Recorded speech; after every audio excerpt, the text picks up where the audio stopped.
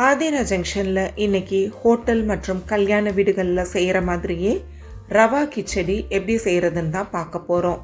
இது வரைக்கும் நம்ம சேனலை சப்ஸ்கிரைப் பண்ணாதவங்க சப்ஸ்கிரைப் பண்ணிவிட்டு மறக்காமல் பெல் ஐக்கானை ப்ரெஸ் பண்ணிவிடுங்க. இந்த ரவா கிச்சடி செய்கிறதுக்கு முதல்ல 1 கப் ரவா, அதாவது 200 கிராம் ரவா நான் எடுத்திருக்கேன். அதை ஒரு கடாயில் போட்டு சிறுதீயில் வச்சு ஒரு 5 நிமிஷத்துலேருந்து 7 நிமிஷம் வரைக்கும் கைவிடாமல் வறுத்துக்கோங்க. வறுத்த ரவையாக இருந்தாலும் பரவாயில்ல, லைட்டாக சூடு ஏற்றிக்கோங்க. அதை அப்படியே எடுத்து வச்சுருங்க, அது ஆறிட்டு இருக்கட்டும்.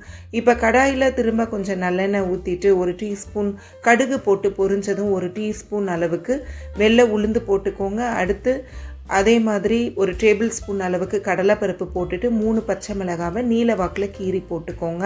இதை லேசாக வதக்கி விட்டுட்டு ஒரு பெரிய வெங்காயத்தை பொடி பொடியாக நறுக்கி வச்சுருக்கேன், அதையும் சேர்த்துக்கோங்க. சேர்த்து ஓரளவு அது வதங்கவும் 2 மீடியம் சைஸ் தக்காளியை நல்லா பொடி பொடியாக நறுக்கி அதோட சேர்த்துருக்கேன். அதோட ஒரு 1/2 டீஸ்பூன் அளவுக்கு மட்டும் இஞ்சி பூண்டு பேஸ்ட்டு சேர்த்தா போதுங்க. இப்போது நான் 100 கிராம் அளவுக்கு பச்சை பட்டாணி, அதாவது தோல் உரித்து எடுத்த பட்டாணியை சேர்த்துருக்கேன். 2 சின்ன கேரட்டை நீலவாக்கில் இந்த மாதிரி பொடி பொடியாக சீச்சி போட்டுட்டு அதுக்கு தேவையான உப்பை மட்டும் சேர்த்து அதை அப்படியே வதக்கி விடுங்க. தண்ணி சேர்க்கணுன்னு அவசியம் இல்லை. அடுப்பை மீடியம் ஃப்ளேம் இல்லாட்டி சிறுதீயில் வச்சுக்கோங்க. அந்த தக்காளி பழச்சாறுலேயே அது அழகாக வெந்து வந்துடும். ஒரு 10-15 நிமிஷம் இப்படி வதக்கி விட்டால் போதுமானது. பட்டாணிலாம் லேசாக அப்படி கடிப்படுற மாதிரி இருந்தால் தான் டேஸ்ட்டு நல்லாயிருக்கும். இந்த மாதிரி நல்லா வதக்கிக்கோங்க. வதக்கிட்டு 1 கப் ரவைக்கு 2.5 கப் அளவுக்கு தண்ணி ஊற்றிக்கோங்க.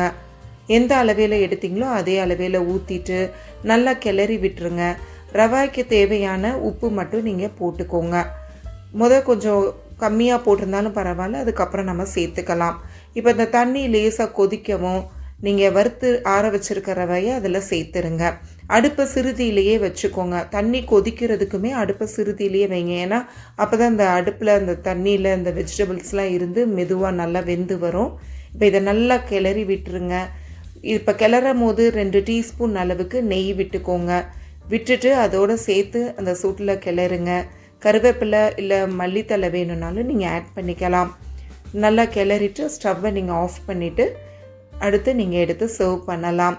நீங்கள் இதோட தேங்காய் சட்னி வச்சு சாப்பிட்டிங்கன்னா ரொம்ப டேஸ்ட்டாக இருக்குங்க. இந்த ரவா கிச்சடியை நீங்களும் செஞ்சு பாருங்கள். நான் சொல்கிறத காட்டிலும் நீங்கள் செஞ்சு சாப்பிட்டு பார்க்கும்போது உங்களுக்கு நான் சொல்கிற டேஸ்ட் அதே ஹோட்டல் மற்றும் கல்யாண வீடுகளில் கிடைக்கிற டேஸ்ட்டு கிடைக்கும்.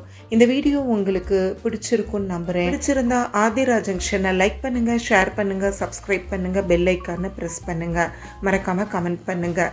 மீண்டும் ஒரு ரெசிபியோடு சந்திப்போம்.